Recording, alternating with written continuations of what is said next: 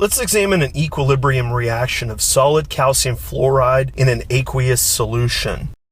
The calcium and fluoride ions dissociate. The way that we express the equilibrium constant is the same as we've done previously, which is where we multiply the products and divide them by the multiplied reactants. Remember, we always leave out pure solids and liquids from our calculations. This time, instead of just writing K for the equilibrium constant, we can write it as KSP, which is the solubility product. Since everything on the left of the reaction arrow isn't dissociated, the value of the constant is only the multiplied ionic products.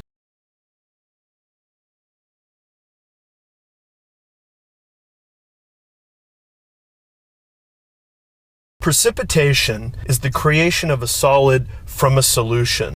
When the reaction occurs in a liquid solution, the